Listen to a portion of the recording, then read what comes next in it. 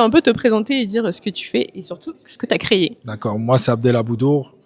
Je suis entrepreneur social, c'est-à-dire j'organise pas mal d'événements, différentes thématiques, mais surtout la vitrine, c'est la dictée pour tous. C'est un grand championnat national et même international, parce qu'on a pu le faire au Cameroun, au Maghreb, en Asie, dans pas mal de continents dans le monde. Et c'est une action intergénérationnelle où on essaye aussi d'avoir des lieux prestigieux et d'inviter chaque participant de chaque classe sociale, milieu, à venir en famille et même avec des écoles ou autres, à venir participer à la dictée autour d'un texte.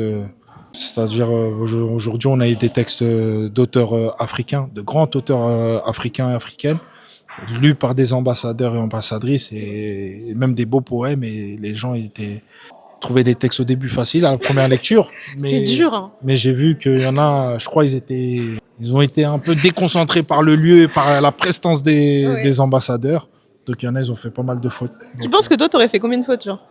À moi? Ouais. Moi, j'ai dit à l'ensemble des participants ou même des médias, j'ai dit, moi, je suis fait juste pour organiser et compter les fautes.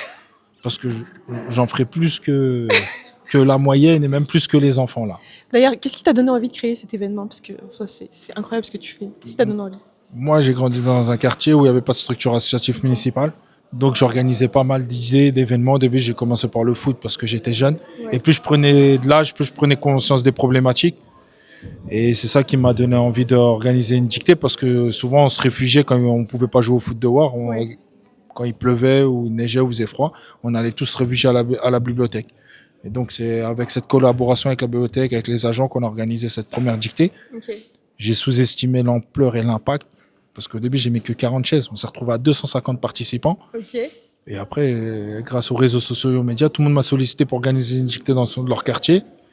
Et plus je faisais le tour de la région, après, j'ai dit, vas-y, j'ai envie de casser cette routine. Je vais trouver un nouveau challenge. J'ai dit, vas-y, on va faire un championnat national. Et une fois qu'on a trouvé Château de Versailles, l'Élysée, on a fait pour faire pas mal de lieux. J'ai dit, vas-y, maintenant, je vais aller dans le monde. Après, quand on est parti la première fois, la première étape qu'on a fait dans le monde, c'est au Cameroun.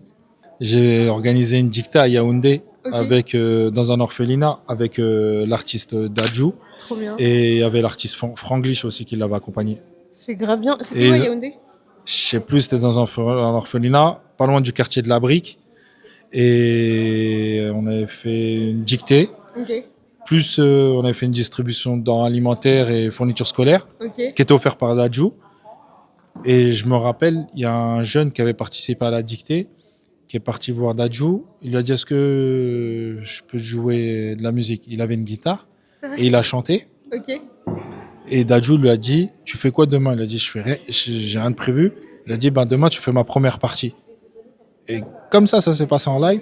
Et Dadju l'a invité le lendemain, je me rappelle, il était arrivé pour faire les répètes, le jeune, avec sa guitare. Il est passé de l'orphelinat à plus de je sais pas combien de milliers de personnes et Dadju l'a invité. Donc franchement, ça m'a marqué.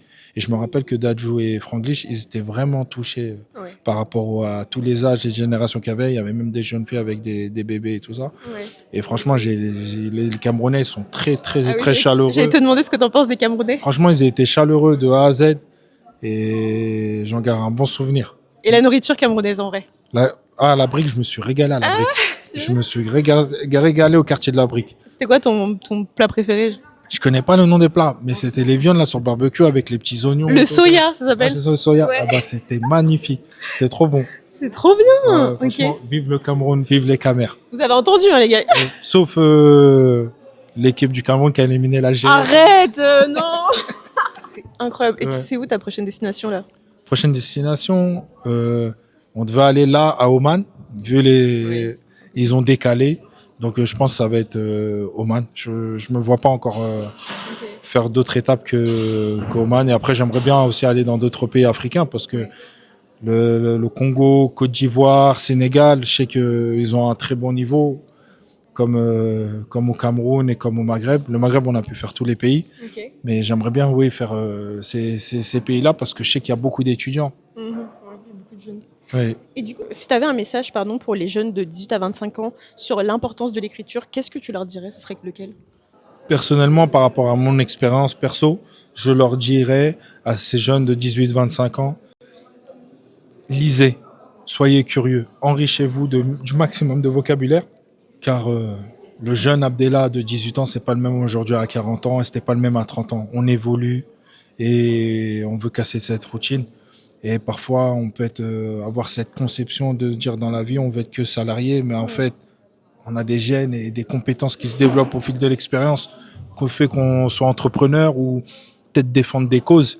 Et pour être le meilleur et pour pas d'avoir de mauvais intermédiaires, le meilleur c'est d'avoir le maximum de vocabulaire pour pouvoir défendre et fédérer et former une bonne équipe. Donc moi je vous dis, lisez beaucoup, même si vous n'êtes pas très très fort à l'orthographe, mais le fait de lire, bah, ça nous corrige et surtout de savoir bien s'exprimer et se défendre.